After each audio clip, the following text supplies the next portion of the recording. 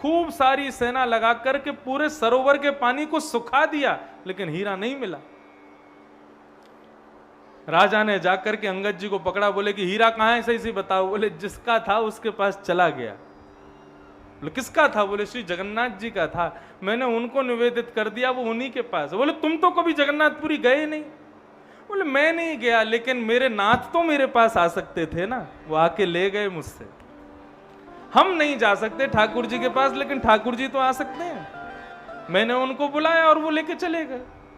बोले झूठ बोलते हो। बोले मैं झूठ बोल रहा हूं तो मेरी भक्ति में इतना विश्वास है, आप जाके जगन्नाथपुरी देख लो, वो हीरा वहीं मिलेगा। अंगद जी को संग लेकर के राजा पूरी सेना लेकर के जगन्नाथपुरी गया। जैसे ही मंदिर के कपाट खुले, सामने श्री जगन्नाथ भगवान के हृदय पटल पर वो हीरा विराजमान था। आज तक अंगद जी के द्वारा सरोवर में डाला गया हीरा आज तक जगन्नाथ जी अपने कंठ में धारण करते हैं। इसको क्या कहेंगे आप? ये रस नहीं है बंधुओं, इसी को कहते हैं रास। हम रास के बारे में केवल इतना जानते हैं, डांडिया नाच रहे हैं, गली की लड़कियां लड़के नाच रहे हैं, इसी को रास समझते हैं। ये रास नहीं है। जीवात्मा की भक्ति से प्रसन्न होकर के ठाकुर जी अपने प्रभुत्व को छोड़ करके उस जीवात्मा की सारी मनोकामनाएं पूरी करने के लिए उसके सन्मुख प्रकट हो जाएं, उसके पास आ जाएं, उसकी मनोवांछित इच्छा पूरी कर दें, उसको रास कहते हैं। बस बात यह थी कि ब्रज की गोपियों ने मन बनाया कि हमको उनके साथ नृत्य करना है, इसलिए हमने रास की भूमिका में केवल नृत्य को रखा है, लेकिन नृत्य नहीं है रास। रास मतलब जीवात्मा और परमात्मा का विशुद्ध मिलन, उसको रास कहते हैं। समझ आ गया रास का मतलब? अब रास में प्रवेश करो। कैसे हैं ठाकुर जी? श्रीमद् वल्लभाचार्य जी महाराज वर्णन कर रहे हैं। आहा, आज मधुराष्टकम का गान करो, फिर महारास में प्रवेश करेंगे। सब लोगों के पास फोन है, जिनको फोन चलाना आता हो उसमें मधुराष्टकम खोल लो और मेरे साथ साथ गाना। और फोन चलाना नहीं आता तो पीछे पीछे गाओ, झूम के गाओ, ठाकुर जी का स्मरण करो। कितने मधुर हैं ठाकुर जी। श्रीमद् वल्लभाचार्य जी महाराज वर्णन कर रहे हैं। अधरम मधुरम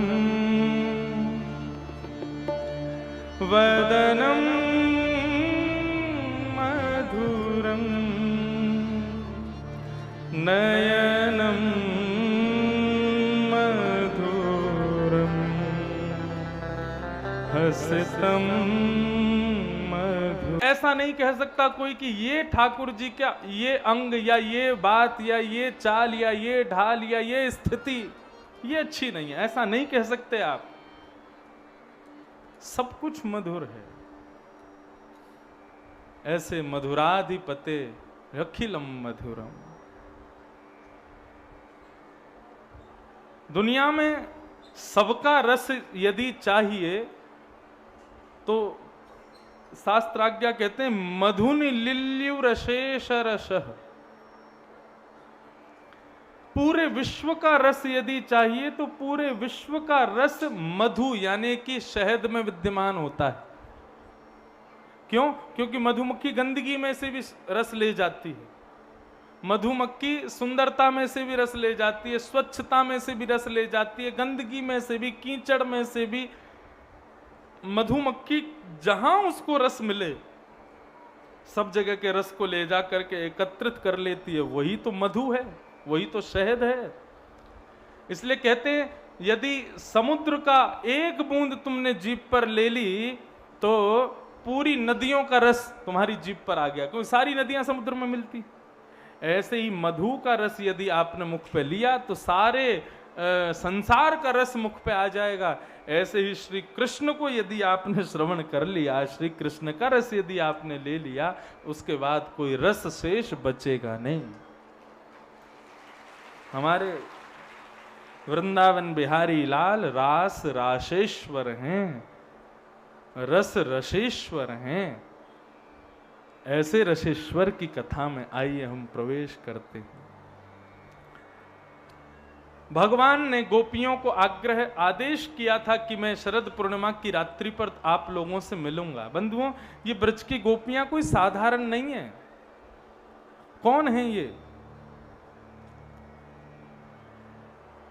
त्रेता युग में जब भगवान राम आए थे, तब प्रभु श्री राम की इच्छा हुई दर्शन करने की।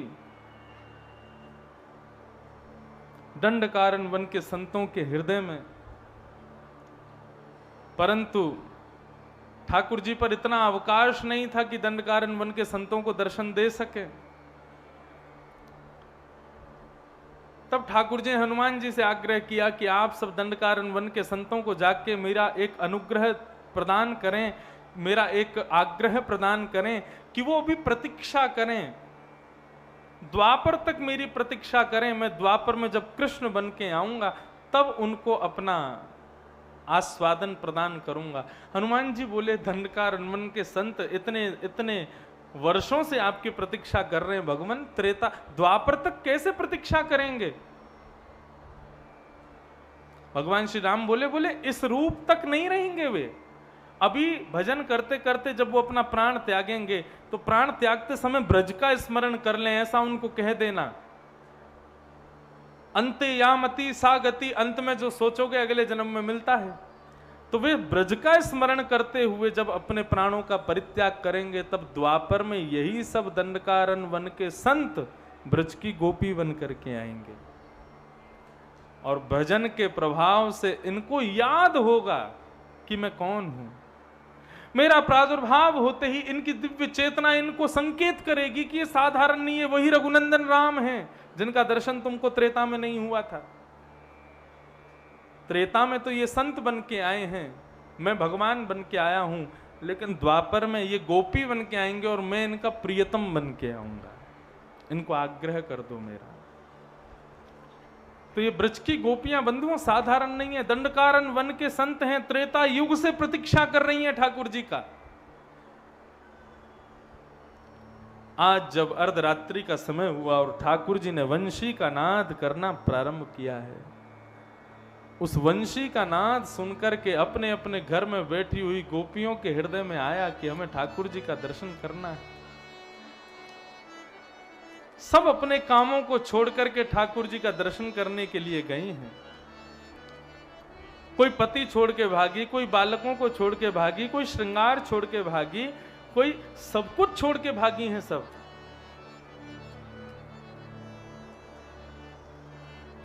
किसी ने पूछा, बोले इतनी सारी गोपियां आधी रात्रि में भगवान से मिलने के लिए गईं, उनके घर वालों ने कोई रोक टोक नहीं की? बंधुओं, रास पंचाध्याय के प्रारंभ में ही लिखा है, भगवान अपितारात्रि शरदोत्फुल्ल मल्लिका विक्षरंतुम मनश्चक्रे योग मायाम उपाश्रित। भगवान ने महाराज की लीला किसके आश्रय में की? बोले योग मायाम उपाश्रित। योग माया कौन है? योग माया है वैष्णो देवी, ये योग माया है। भगवान के इनके आश्रय में आकर के रासलीला की, मतलब जितनी गोपियां ठाकुर जी से मिलने गईं, उन गोपियों का रूप धारण करके योग माया उन घरों में विचरण कर रही है। पतियों को लग रहा है पत्नी हमारे पास ही बैठी है, बच्चों को लग रहा है माँ हमारे पास ही है, सास ससुर को लग रहा है बहू घर में ही है, लेकिन वास्तव में ये कोई भी घर में नहीं थी, योग माया घर में विचरण कर रही है। बाहर तो मुख्य गोपियों का स्वरूप गया हुआ है ठाकुर जी के पास। सब गोपियां अस्तव्यस्त वस्त्रों में ही, अस्तव्यस्त श्रृंगार में ही ठाकुर जी से मिलने के लिए चली गईं। सांसारिक लोगों से जब मिलने जाते हैं तो हमें अपने आप को सजाने की जरूरत है, अपने आप को संवारने की जरूरत है। क्यों? सामने वाला जज कर सकता है, सुंदर नहीं लग रहे हो या आदि आदि कोई भी बात। लेकिन यहां पर स्पष्ट लिखा है कि गोपियां श्रृंगार करके नहीं गई, बल्कि गोपियों का रूप देखोगी, कोई किसी गोपी की एक आंख में काजल है, किसी गोपी के एक ओठ पर लालिमा है, किसी गोपी के एक हाथ में कंगन है, किसी गोपी के अस्त व्यस्त वस्त्र हैं, किसी के केश खुले हुए हैं। कोई श्रृंगार करके नहीं गई।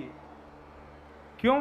क्योंकि ये सब जानती हैं हम जिससे मिलने जा रही हूं वो सांसारिक वस्तु नहीं है, वो सांसारिक नहीं है। यदि वो सुंदरता पर रीझता तो पूतना आई थी सुंदर बन के, कन्हैया ने देखा भी नहीं उसको। वो सौंदर्य पर रीझने वाले नहीं है, वो तो हृदय पर रीझते हैं, भाव पर रीझते हैं। अस्तव्यस्त वस्त्रों में ही दौड़ रही हैं गोपियां मिलने के लिए। ठाकुर जी ने स्वागत किया। स्वागतम वो महाभाग प्रिय किम करिवाणि वह ब्रजस्या नामयं कस्य ब्रूता गमन कारणम। स्वागतम स्वागतम स्वागतम। आइए, सब गोपियों का स्वागत करने लगे ठाकुर जी। शरद पूर्णिमा का चंद्रमा है आकाश में, अंधेरी रात और उसमें भी शरद पूर्णिमा का प्रकाश। विहंगम जंगल, कदम्ब के वृक्ष के नीचे ठाकुर जी वेणु का रव कर रहे हैं, सामने गोपियां खड़ी हैं। भगवान बोले आइए आइए आइए, स्वागतम स्वागतम स्वागतम। और फिर क्या कहते हैं? प्रियम किम करवाणि व। इतनी रात को आप सब अपने पति परिवार बच्चों को छोड़ करके यहां जंगल में क्या कर रही हो? आप कहोगे महाराज जी इसमें इतनी विशेष बात क्या थी जो आप इसको इतना गहरे तरीके से बता रहे हो? अरे भैया यही तो बात है। माताएं बहनें अपने पति परिवार बच्चे सबको छोड़ करके आधी रात में गई हैं। और ऐसे ही थोड़ी गई थी, भगवान ने बुलाया था। जब चीर हरण किया था ठाकुर जी ने, वस्त्र हरण करके चढ़ गए थे, तब भगवान ने कहा था हम शरद पूर्णिमा पे मिलेंगे। और आज भी गोपियां जा नहीं रही थी। शरद पूर्णिमा के चंद्रमा को देख करके गोपियां भागने लगी हो ऐसा नहीं, गोपियां तो घर में ही बैठी थी। इच्छा तो थी जाने की लेकिन जा नहीं रही थी। फिर ठाकुर जी ने वंशी का नाद किया, उस वंशी को श्रवण करके गोपियां दौड़ी हैं कि ये तो अब हमको बुला रहे हैं, तब गोपियां पहुंची हैं। और अब ठाकुर जी यूं कह रहे हैं कि इतनी रात को आप लोग अपने सब परिवार आदि को छोड़ के मेरे पास क्यों चली आई हो? और भगवान यहां पतिव्रता नारी का धर्म समझाने लगे। तुमको पता है पतिव्रता नारी किसे कहते हैं? गोपियां बोली बता दो जरा। बोले पतिव्रता नारी का मतलब होता है भर्तु शुश्रूषणम स्त्रीणाम परो धर्मो यमायय तद बंधूनाम च कल्याणम प्रजानाम चानुपोषणम। तुमको पता है स्त्री का जन्म क्यों होता है? गोपियां बोली क्यों होता है? दो कुल का कल्याण करने के लिए। पुत्र का जन्म तो एक ही कुल का कल्याण करता है, लेकिन पुत्री तो दो कुल का कल्याण करती है। जब तक ब्याह नहीं होता तब तक पिता के कुल का कल्याण, और ब्याह होने के बाद पति के कुल का कल्याण। दो कुल के कल्याण के लिए तुम्हारा अवतरण हुआ है और तुम सब छोड़ के मेरे पास चली आई हो। चलो जाओ अपने पतियों के पास जाओ लौट के। और एक पतिव्रता नारी की कथा सुनाने लगे भगवान। बोले एक पतिव्रता नारी थी, अपने पति को अपनी गोद में सुला रही थी। पति हवन करके आया था। उसका 1 साल का बालक घुटने से चलता हुआ उस अग्नि कुंड की ओर जा रहा था। पत्नी सोचने लगी यदि मैं उठी तो मेरे पति की नींद खुल जाएगी, और नहीं उठूं तो मेरा बच्चा अग्नि कुंड में चला जाएगा, जल जाएगा। तब पता है क्या हुआ? गोपियां बोली क्या हुआ? बोले उस पतिव्रता नारी ने अग्निदेव का स्मरण किया और कहा कि हे अग्निदेव, यदि मैंने अपने पति की पूर्ण भाव से सेवा की है, पातिव्रत धर्म का पालन किया है, तो मेरे बालक की रक्षा करो। बालक अग्नि कुंड में गिर गया, 45 मिनट तक गिरा रहा। जब पति की नींद खुली तब पत्नी दौड़ी और दौड़ करके देखा तो अग्नि के अंगार पुष्प बन गए थे और बालक उनमें खेल रहा था। इसे कहते हैं पातिव्रत धर्म। एक पतिव्रता होना, एक पत्नी व्रती होना, उसके आगे संसार के जितने भी व्रत हैं, सोमवार मंगलवार आदि के जितने भी व्रत हैं, ये सब फीके पड़ जाते हैं यदि पत्नी एक पतिव्रती हो और पति एक पत्नी व्रती हो। पत्नी के अलावा जिसको देखे नजर नीची कर ले, और पत्नी पति के अलावा जिसको देखे उसको या तो भाई रूप में देखे या किसी अन्य संबंधी के रूप में उसका दर्शन करे। इस प्रकार की भावना यदि रखे तो उस व्रत के आगे सारे व्रत फीके हैं। गोपियां सब सुन रही थीं। जब भगवान की बात पूरी हुई तो गोपियां बोली अब हम कुछ कहें। बोले कहो। तब गोपियां सुनाती हैं, मैं एवं विभोरहति भवान गदितुं नृशं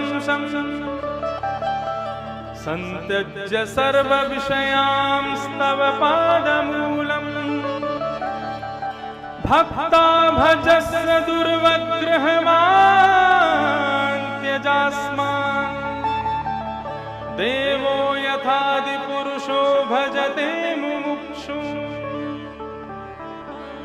गोपियां यहां प्रणय गीत गाती हैं और फिर एक पतिव्रता कन्या की कथा गोपियां सुनाती हैं। अब हमारी कथा सुनो कन्हैया। भगवान बोले सुनाओ। बोले एक कन्या का ब्याह हुआ, लेकिन ब्याह होने के कुछ महीनों बाद ही पति की विदेश में नौकरी लग गई। अब पति विदेश जा रहा था तो पत्नी बोली मैं भी चलूंगी। पति बोला तुमको तो नहीं ले जा सकता मैं। बोली मैं कैसे रहूंगी आपके बिना, मेरा तो पातिव्रत धर्म है, आपको खिलाती हूं उसके बाद आपका ही झूठा खाती हूं, आपके साथ ही रहती हूं, आपके साथ ही बोलती हूं, आपके बगैर मेरा पतिव्रता धर्म कैसे चलेगा? आप चले जाओगे तो मैं क्या करूंगी? तो पति ने क्या किया, अपनी जैसी एक मूर्ति अपनी पत्नी को दे दी और कहा जब तक मैं लौट के ना आऊं तब तक तुम इसी को पति मानो, इसी से बात करो, इसी को निलाओ, इसी को भोग लगाओ, इसी के संग रहो, इसी को पति मानो बस। पत्नी बोली ठीक है। बोले अब मेरे जाने के बाद तुम्हारा पति ये पुतला है जो मैं तुम्हें दे के जा रहा हूं। पत्नी बोली जो आज्ञा। गोपियां बोली कन्हैया अब वो उसी पति के साथ रहती है, मूर्ति वाले पति के साथ, उसी को खिलाती है, उसी को सुलाती है, उसी सब सारे काम करती है। एक दिन वो अपने पुतले वाले पति को सुला रही थी, इतने में ही उसका असली पति आ गया और गेट खटखटाने लगा। बोले गेट खोलो, अब बताओ उसको क्या करना चाहिए? पुतले वाले पति को सुला रही है, उसको सुलावे कि उसको छोड़ करके गेट खोलने जावे? बताओ। भगवान बोले इसमें पूछने वाली बात है? अरे जब असली पति आ गया तो नकली पति को छोड़ के जावे, गेट खोल के उसको लेके आवे। गोपियां बोली वही पूछ रही हैं हम नकली पतियों को छोड़ के आज असली पति के पास आई हैं तो हमने क्या बुरा किया है? जो पति एक दिन मर जाएगा, जिस पति की वजह से हमारा सुहाग एक दिन उजड़ जाएगा, जिस पति की वजह से एक दिन हम विधवा हो जाएंगी, उसको छोड़ के आज उसके पास आई हैं जिससे हमारा सुहाग अजरमर हो जाएगा, तो हमने क्या बुरा किया? कुछ गलत किया हो तो बता। भगवान चुप, अब कुछ नहीं कह पा रहे और बोली अब तुम्हारी बहुत इच्छा ना कि हम वापस चली जाएं। चली जाएंगी, लेकिन हमारी एक वस्तु आपके पास है, वो हमको वापस करो। भगवान बोले मेरे पास क्या है? बोले चित्तम सुखेन भक्ता पहितम ग्रहेषु। हमारा चित्त आपके पास है, हमारा मन आपके पास है, वो हमें वापस कर दो। हमारा मन हमको वापस कर दो, हम चली जाएंगी कन्हैया। क्या फायदा? घर चली जाएंगी, पति कहेगा ये बनाओ, हम कहेंगे मन नहीं है। क्यों? मन तो कृष्ण के पास है। बच्चे कहेंगे माँ ये दिला दो, हम कहेंगे मन नहीं है। मन कहाँ है? मन तो कृष्ण के पास है। हमारा मन दे दो, हम चली जाएंगे। भगवान सहम गए और सहम के बोले मैं तो परीक्षा ले रहा था, आप लोग बुरा क्यों मान रही हो? अरे मैं तो ऐसे ही देख रहा था कि आप लोगों के प्रेम में अभी। अच्छा एक और बात बंधुओं, ये गोपियों की उम्र कितनी है जो ठाकुर जी से मिलने आई हैं? 6 वर्ष से लेकर के और 100 वर्ष तक की गोपी है यहाँ पे। और ठाकुर जी की उम्र कितनी है? 7 वर्ष, 7.5 वर्ष। इसको किसी भी रूप में काम लीला मत समझ लेना। आजकल इतनी विषम परिस्थिति में भी 5, 6, 7 वर्ष का बालक ये नहीं जानता स्त्री पुरुष में भेद क्या होता है। उस जमाने की तो बात ही छोड़ो, यदि आप भगवान को साधारण कृष्ण एक साधारण मानव हैं तो 7 वर्ष के हैं केवल, लेकिन यदि वो भगवान है तो भगवान से कुछ बचा भी नहीं है। लेकिन गोपियां तो साधारण जीव है ना, तो 6 वर्ष से लेके 100 वर्ष तक की गोपी है, मतलब छोटी बालिका भी गोपी के रूप में आई है और अत्यंत बिना दांत वाली अम्मा भी गोपी बन के आई है। तो एज फैक्टर नहीं है, एक उम्र की कन्याएं नहीं है वहां पर, सब हैं, वृद्ध भी हैं, छोटी सी भी हैं। इससे ये बात प्रमाणित होती है कि साधारण सांसारिक प्रेम नहीं है ये दिव्य भक्ति प्रेम है। ठाकुर जी के प्रति वो भक्ति भाव से युक्त प्रेम है, तभी इतनी गोपियां आई हैं। गोपियां इस प्रकार कहने लगी, ठाकुर जी बोले अरे आप लोग अब मैं रास करूंगा। भगवान अकेले और बहुत सारी गोपियां रास करने लगे। जहां एक कृष्ण और बहुत गोपियां वो है रास, और जहां जितनी गोपी उतने कृष्ण उसको कहते हैं महारास। अभी महारास नहीं हो रहा, अभी रास हो रहा है। रास करने लगे, इतने में ही कामदेव आ गया। भगवान बोले हाँ भाई तुम कैसे आए? बोले सुंदर स्त्री पुरुष जब मिलते हैं तब मैं आ जाता हूं। भगवान बोले स्त्री पुरुष नहीं, जीवात्मा परमात्मा मिल रहे हैं। बोले मुझे क्या पता, मुझे तो स्त्री पुरुष दिखाई दे रहे हैं। तो भगवान बोले तू आके दिखा। जैसे ही कामदेव ने भगवान के ऊपर आना प्रारंभ किया, ठाकुर जी ने अपना रूप इतना सुंदर बनाया, इतना सुंदर बनाया कि कामदेव ने नजर उठा करके ठाकुर जी को देखा तो सौंदर्य को देख करके देखा नहीं गया, मूर्छित होकर गिर गया। ऐसे सुंदर ठाकुर जी बन गए और नाम पड़ गया मदन मोहन। बोलो मदन मोहन लाल की। कामदेव मूर्छित हो गया, 2-4 गोपियां उसको उठा के बाहर पटकी आई। बोले इसका प्रवेश नहीं है यहाँ पे। और ठाकुर जी रास कर रहे हैं गोपियों के साथ, नृत्य कर रहे हैं। नृत्य करते करते करते करते गोपियों के अंदर वही आ गया जो नहीं आना था। क्या? अभिमान। गोपियों को लगा कि ये हमारे रूप पर आकृष्ट हो गए हैं। किसी गोपी को लगा मेरे नेत्र बहुत सुंदर है ना, इसलिए उस पर आकृष्ट होकर रास कर रहे हैं। सब गोपियां अभिमानी हो गईं। भगवान बोले ये अभिमान मुझे प्रिय नहीं। तभी गोपियों के मध्य से रास करते करते ठाकुर जी अंतर ध्यान हो गए। गोपियां विह्वल होकर के ठाकुर जी को खोज रही हैं, हे नाथ तुम कहां हो? और तब गोपियों ने गोपी गीत गाया। हम 2-3 श्लोक गोपी गीत के गा लें। गोपियां कह रही हैं, ठाकुर जी को खोज रही हैं। जयति तेधिकम। बंधुओं, गाने से पहले बता दूं, जो नित्य अपने सुबह के पूजा क्रम में गोपी गीत का पाठ करता है, और केवल पूजा में ही नहीं, गाड़ी में बैठ के कहीं जा रहा है तो भी गोपी गीत गाता है, रात में सोते समय भी गोपी गीत गाता है, सुबह स्नान ध्यान के बाद भी गोपी गीत गाता है, ऐसे व्यक्ति को जीवन में एक बार नहीं अनेकों बार ठाकुर जी उसके प्रियतम बन करके उसको दर्शन देंगे। ये गोपी गीत का प्रभाव है। गोपी गीत को इसी भावना से गाओ, हे लाल जी कभी मुझे दिख जाओ आप बस। और सुनो, कभी दिख जाए ना तो किसी को गा मत देना, पूरे मोहल्ला में ढिंडोरा मत पीट देना, ठाकुर जी दिख गए मुझे। प्रेम गोपनीय रखने से सुंदर लगता है। प्रेम का ढिंडोरा पीटने वाला प्रेम अच्छा नहीं रहता। रत्न को छुपाया जाता है, नहीं तो रत्न चोरी हो जाता है। इसलिए कृष्ण रूपी रत्न यदि यदा कदा कथा सुनते हुए कभी कहीं दिख जाए ना, एक बात गांठ बांध लेना, किसी को मत बताना, अपने पास ही रखो बस। इसलिए व्यथतेन किंस्वे पूर्पादभे भ्रमते धे भवदायुषाम। गोपियों ने गोपी गीत गाया। बंधुओं, एक बार नारद जी गए भगवान के पास, भगवान से जाके बोले आप अपना एड्रेस दो, मुझे पता बताओ आप रहते कहां हो। और ऐसा एड्रेस देना जहां मैं जब चाहूं तब आपका दर्शन कर लूं। भगवान बोले चाहिए? बोले हाँ चाहिए। बोले लिखो। तब भगवान कहते हैं ना हम वसामि वैकुंठे योगिनाम हृदयेन च मद्भक्ता यत्र गायन्ति तत्र तिष्ठामि नारद।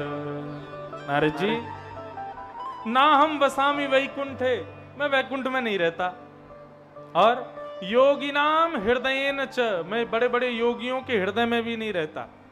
तो फिर कहाँ रहते हो? बोले मेरे बहुत सारे भक्त जब इकट्ठा होकर के मेरा कीर्तन गाते हैं, मेरी कथा सुनते हैं, मैं रूप बदल के वहीं बैठा होता हूं, मैं वहीं बैठ जाता हूं।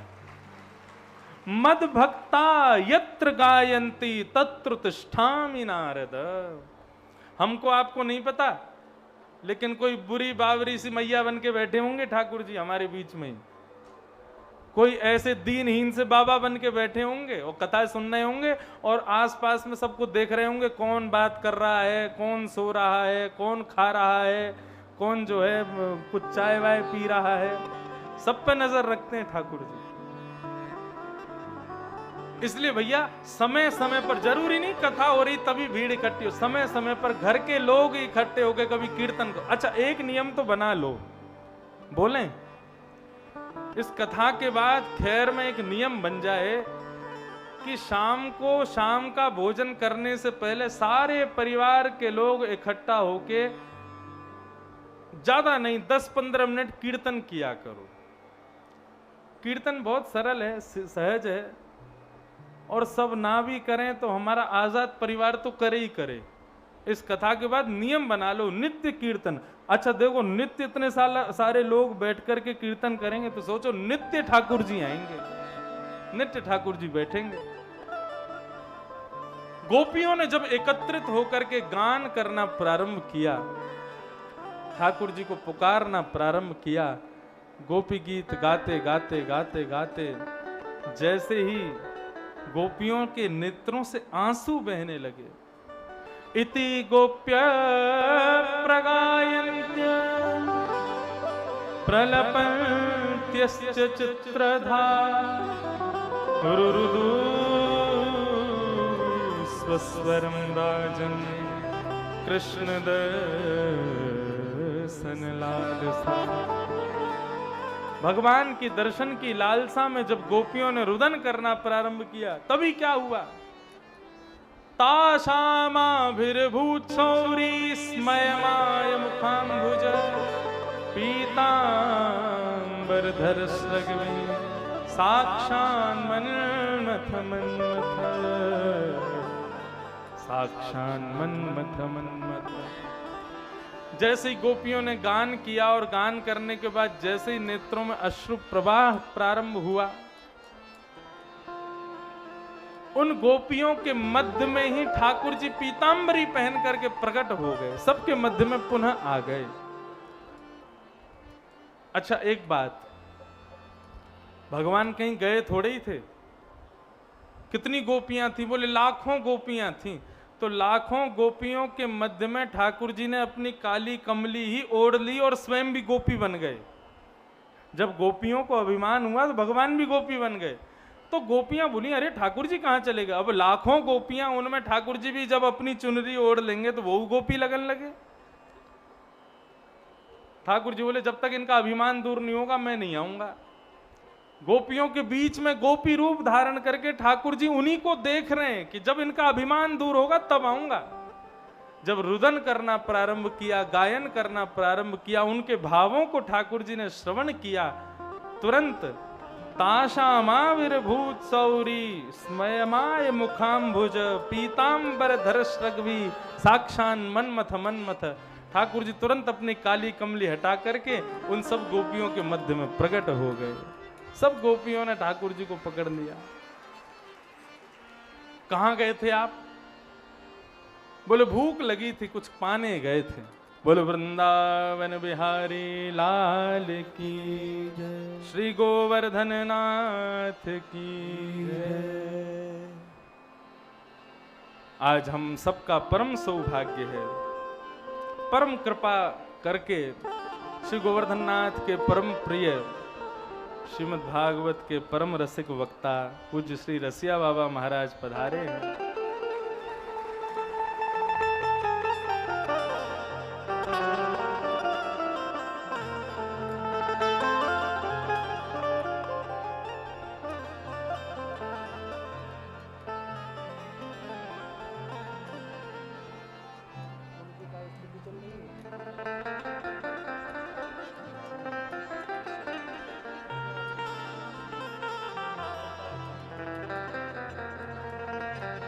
बोलो वृंदावन बिहारी लाल की जय। परम सौभाग्य आज पूज्य श्री रसिया बाबा महाराज हम सबके मध्य पधारे हैं। आप सब भक्तों की ओर से, खैर निवासिन की ओर से आप श्री के चरणों में बारंबार प्रणाम वंदन।